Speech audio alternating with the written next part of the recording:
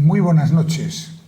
En Cantabria desde La Solana vamos a abordar un tema histórico pero también presente, como es el de las ferias de Santander, su historia, el porqué de esa denominación en plural, las ferias, y no como ocurre en otras ciudades que siempre se habla de la feria o simplemente de la Semana Grande. Y para hablar de ello tenemos a dos personas que conocen muy a fondo este asunto. El primero, Antonio Martínez Cerezo, buenas noches. Hola, buenas noches. Escritor que está recuperando textos donde se refleja precisamente la historia de Santander, la historia de Cantabria, en una colección realmente excepcional que ha titulado Cantabriología, que como él mismo nos dirá después es la ciencia, el estudio de Cantabria, y que acaba de publicar precisamente en esta colección un texto de Gutiérrez Solana hablando precisamente de las ferias de Santander. Y junto a él está Indalecio Sobrino. Muy buenas noches. Muy buenas noches. Indalecio, pintor, que ha reflejado también el costumbrismo de Santander. Yo me atrevo a decir que está de alguna manera en la estela de Gutiérrez Solana y que además es un experto en temas taurinos. Ha estado durante toda la feria comentando los festejos diarios precisamente aquí en Popular Televisión, y vamos a hablar, como digo, de las ferias. Bueno, Antonio, Gutiérrez Solana, dentro de su obra La España Negra, tiene un capítulo dedicado a las ferias de Santander que tú has recogido, pero que además no es simplemente reproducir ese texto, sino que va con un estudio que tú has realizado. ¿Qué nos cuenta Gutiérrez Solana sobre las ferias de Santander? Gutiérrez Solana, conviene ante todo decir que es un hombre que hay que recuperar para Cantabria, porque es cántabro madrileño. Él nace, vive y muere en Madrid, pero toda su vida está yendo y viniendo de Madrid a Santander, donde la familia tenía casa en el Paseo de la Concepción o en Menéndez Pelayo. En consecuencia, es un santanderino más, es un hombre que conoce la feria realmente aquí, porque lo traen sus padres de niño, y junto con su inseparable hermano Manuel, pues va a la feria, y por tanto es la feria que él recuerda, que es la de la infancia. En esa feria, pues él empieza a ver, hay que pensar en una feria en la que no hay luz eléctrica, hay gas, y todos los instrumentos son manuales, es decir, que se movían por medio de unas ruedas montadas, que había unos hombres detrás dándoles vueltas, y gracias a aquellos forzudos hombres pues funciona aquello. Y esta es la feria que nos cuenta Gutiérrez Solana, una feria que está entre 1898 y 1903-1904. Bien, tú has reflejado, Indalecio, has reflejado en muchos de tus cuadros pues un poco esos personajes que aparecen en las ferias, pero tú tienes también un recuerdo muy personal, porque tu infancia se desarrolló en el Hotel México que está al lado de la Plaza de las Estaciones, y tú has vivido muchas ferias diferentes en Santander, o para ser más exactos, ubicaciones diferentes. ¿Cuál es tu recuerdo y cómo fue ese devenir de un sitio a otro de las ferias de Santander? Yo he sido casi un náufrago en mitad de las ferias, porque mi primer recuerdo debe ser muy lejano, porque yo no lo he mirado nunca exactamente cuándo se produjo el cambio de la Alameda de Oviedo, o Segunda Alameda, a la zona marítima. Pero yo creo que muy de niño tengo una media idea de esos arcos en la Segunda Alameda, ¿no?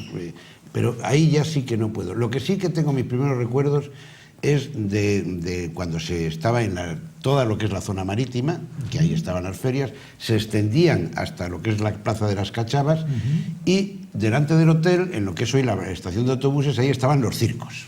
sea, la feria estaba por un lado, las barracas, los tío vivos y todo esto, y los circos se les reservaba lo que es la Plaza de las Estaciones. Para mi encantamiento, porque como encima los propietarios del circo americano y todos ellos se quedaban en el hotel hospedados, yo, por supuesto, era el típico niño pernazo que comía con ellos, cenaba con ellos y que iba todos los días al circo, ¿no? Me conocía a los animales y todas esas cosas, ¿no?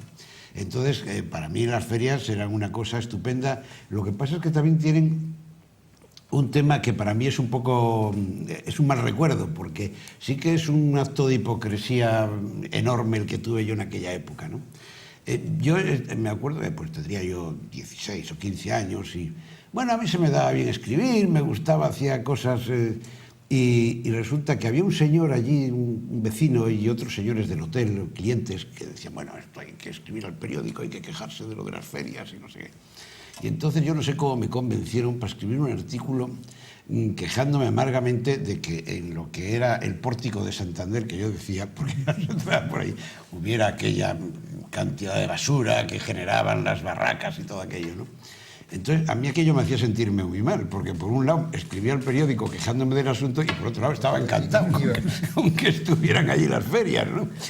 Pero bueno, el hecho es que sí que yo de las ferias guardo un recuerdo de muchísimos años, porque las ferias yo creo que en la zona marítima estuvieron pues hasta prácticamente los años 70 o por ahí, ¿no? Después quedaron reducidas a lo que es la Plaza de las Estaciones. Sí, sí, al final desaparecieron de la zona marítima. Desaparecieron de la zona marítima y hubo una fase intermedia en la que estaban en la Plaza de las Cachavas y en la Plaza de las Estaciones. Después ya los circos ya desaparecieron de allí y ya las barracas. Y ahí sí que la de la Plaza de las Estaciones fue una época, digamos que muy fea de las ferias, porque ya había un problema, que se prolongaban hasta altas horas de la madrugada y ya a esas horas lo que entraba por allí y con la cercanía de la Cuesta del Hospital y toda esa zona de ahí, pues ahí ya se producía un ambiente que no tenía nada que ver con el festivo de los niños y de las barracas, ¿no? Ahí, sí, ahí yo creo que es cuando ya se marcó el final de la feria en el centro de la ciudad, ¿no? Bueno, yo he comentado al principio que en Santander siempre se ha dicho las ferias, no la feria en singular. ¿Por qué ese plural? El origen posiblemente sería porque se celebraban a la vez tres ferias: la taurina, la de festejos y la de ganado. En consecuencia, la gente probablemente que venía a Santander decía vamos a las ferias, pero ha quedado como una peculiaridad lingüística de Santander el comentar las ferias. Entonces al niño se le lleva a las ferias, no a la feria. No se habla como en otros lugares, la feria de Sevilla o la feria de San Mateo en Logroño o las barracas, sino las ferias. Bueno, es una peculiaridad y esa peculiaridad está muy asentada y por cierto no se va a perder, pienso que no se va a perder.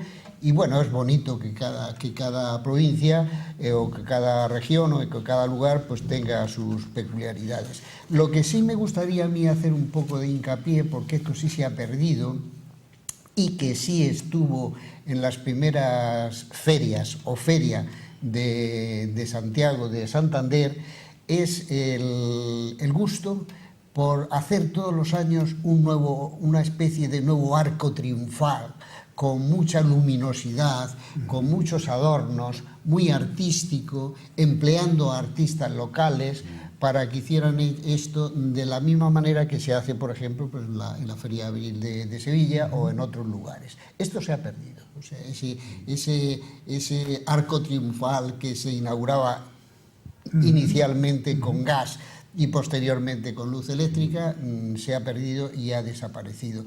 En cuanto a la feria, que efectivamente ha sido itinerante, inicialmente se hizo en la Alameda Segunda, que por cierto, una de las personas que más contribuyó a que se hiciera aquella Alameda Segunda fue un tío de Gutiérrez Solana, don Antonino, del cual cuando se hizo la presentación de este trabajo en el Ateneo yo hablé.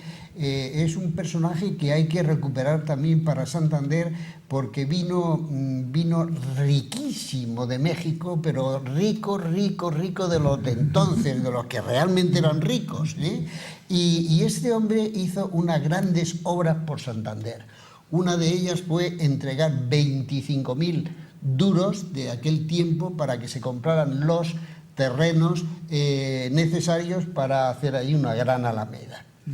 Y animados por su ejemplo, pues otros grandes capitalistas del momento se animaron también a poner sus duros encima de la mesa para que se expropiaran terrenos y se hiciese la Alameda Segunda.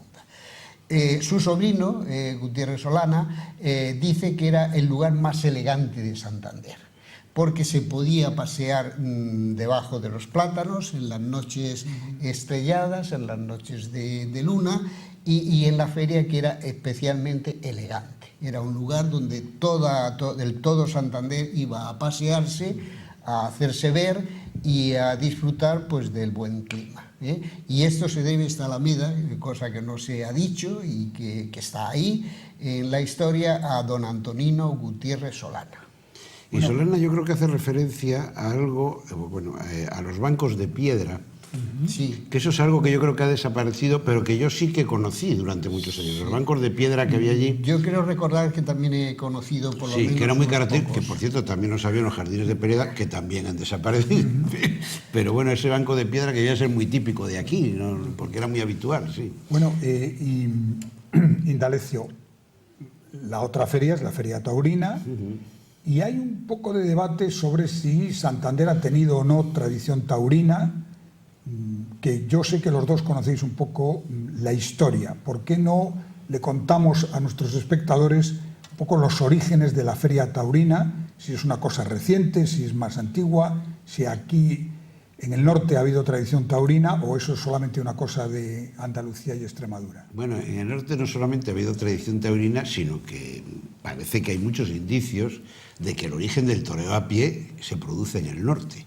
No está muy claro si en las Vascongadas, pero vamos, está claro que el origen del toreo a pie se produce en el norte. Eso es una teoría, claro, lógicamente es muy difícil de demostrar eso. Ahora, en Santander, pues hombre, con el hecho de decir que ha habido, que yo sepa, 3 plazas de toros, que nunca hemos estado sin plaza de toros desde pues hace 150, 160, no me acuerdo cuánto, pues eso indica que realmente hay una afición taurina que se mantiene, que además se sigue manteniendo. Ahora estos días en la feria pues se está viendo entradas muy amplias, pese a que se están televisando las corridas y así todo. Ayer había pues 3/4 de plaza. O sea que... Bueno, pues entonces la feria lo que pasa es que sí que ha tenido altibajos.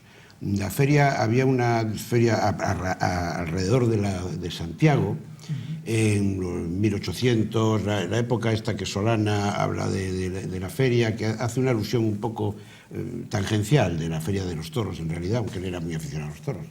Pero eso empieza sobre 1800, había feria taurina alrededor de Santiago. Después ya, a mediados del siglo XX, yo creo que se fue diluyendo y las corridas se empezaron a desplazar hacia agosto. O sea, a lo mejor sí había un festejo el día de Santiago, pero después los otros 3 o 4 festejos eran ya el 2, 4 de agosto, 5 de agosto. Se fue desplazando hasta tal punto que ya nos encontramos que a partir de la guerra, yo creo más o menos, no había festejos más que en agosto, los 4 domingos de agosto, y no había ningún festejo, alguna novillada, alguna cosa de esas, pero no había festejos mayores ya ni el día de Santiago. Y es a partir del 61 cuando los comerciantes y hosteleros, ahora que se habla tanto de la resonancia que puede tener económica en la ciudad el tema de la feria, se reúnen y deciden reeditar la feria, ¿no? El empresario se muestra un poco renuente al asunto porque económicamente no pensaba que no le iban a salir las cuentas, y entonces los hosteleros ponen encima de la mesa, además ponen encima de la mesa literalmente, no es un aval bancario, no. Se reúne el dinero y ponen los billetes y dicen, bueno, con este dinero usted ya podrá asumir las pérdidas de la feria. Así se hace, se devuelve religiosamente el dinero porque la feria es un éxito de 3 corridas, y a partir de ahí ya la Feria de Santiago toma carta de naturaleza, y llevamos desde el año 61, que prácticamente, salvo un año, el año 80, en que cambió la titularidad de la Plaza de Toros de un particular al ayuntamiento, no se ha perdido nunca. Si me permites, hay que volver al principio, al origen. Efectivamente, el primer torero que hay localizado, que lleva el nombre de Santander, concretamente Juan de Santander, yo he escrito un artículo hace unos días, en el diario Montañés, se pueden decir los medios, ¿no? Sí, perfectamente, ¿no? Este hombre es el primer torero de a pie que está registrado aquí en la zona y muy probablemente de toda España, porque torea en la corte del rey de Navarra, de Carlos III y Carlos IV, y es un hombre que al parecer no estaba a caballo, como era habitual entonces, sino que baja, pone pie en tierra y estoquea reses. Debía de ser un hombre de gran éxito, puesto que le contratan durante 9 temporadas sucesivas, y estamos hablando de un tiempo anterior a los Reyes Católicos, ¿sí? Estamos hablando de un tiempo anterior a que se consume del todo la Reconquista. Claro, en el norte de España lo que había eran cristianos y en el sur lo que había pues todavía era una civilización musulmana, de la cual tenemos algunas noticias que también les gustaba el mundo de los toros perdidos. Sí, Goya lo acredita. Entonces, este hombre efectivamente es muy antiguo y hay que seguir investigando, hay que seguir analizándolo, e inmediatamente tenemos otra referencia básica, que es el voto de San Matías. El voto de San Matías se hace en 1503 como consecuencia de una tremenda peste que sufre la ciudad, que está a punto de ser borrada del mapa, y lo que hace la ciudad es un voto a San Matías diciendo que todos los años se van a correr 2 toros a barreras. Es una expresión también bellísima que nace aquí, o yo por lo menos la he visto siempre localizada en Santander, que consistía en soltar los toros en una plaza acordonada con unos vallados, unos carros, etcétera. Por tanto, ya tenemos ahí la primera plaza, que no solamente son 3, sino que era la plaza en torno a la abadía, donde se corrían 2 toros a barreras. Pero hay una puntualización importantísima, y es que se dice, como es tradición hacer todos los años por San Juan, con lo cual nos vamos al siglo anterior, que es el de Juan de Santander, donde ya se corrían 2 toros a barreras en la festividad de San Juan. Cossío supo de este tema, del voto de San Matías, pero no supo de Juan de Santander. Escribió un artículo que yo he reproducido también en estos trabajos que estoy sacando en Cantabriología, que es Los toros en Santander. Y él da como origen 1503, voto de San Matías.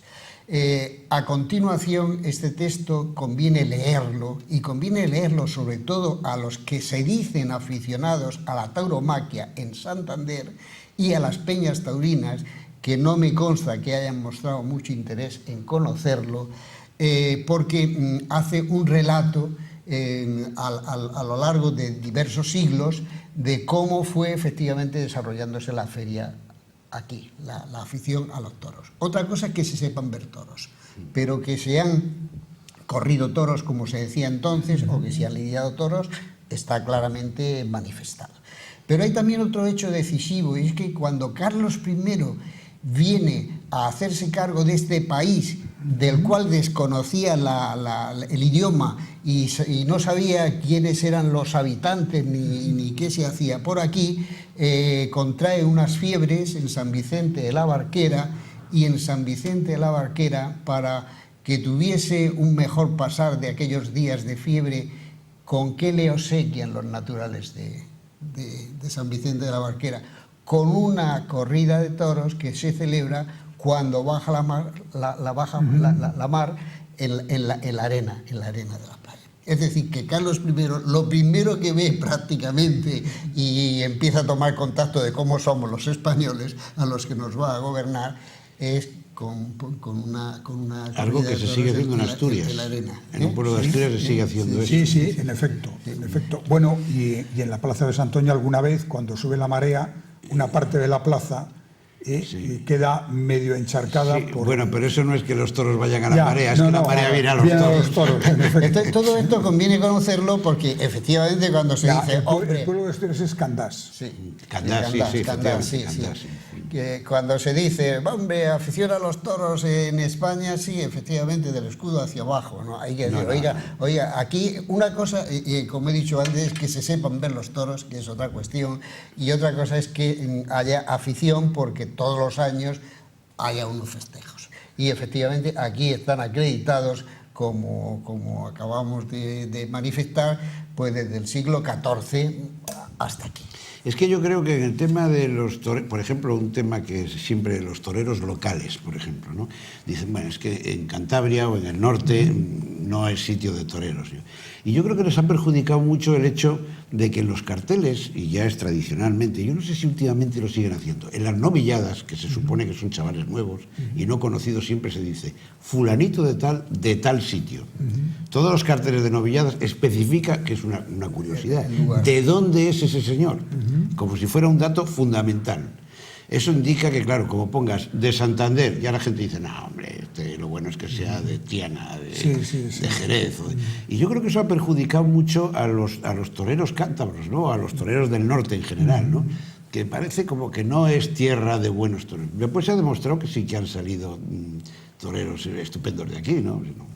Pues muchísimas gracias a los dos, a Indalecio Sobrino, que además de contarnos esto, nos ha dibujado y pintado en muchas ocasiones estas ferias, y Antonio Martínez Cerezo, no solo por la publicación y estudio de esta obra de Gutiérrez Solana sobre las ferias, sino por esa colección de cantabriología que merece seguir adelante, porque es una parte de nuestra historia, de nuestra memoria real y cultural. Muchas gracias y buenas noches. Buenas noches.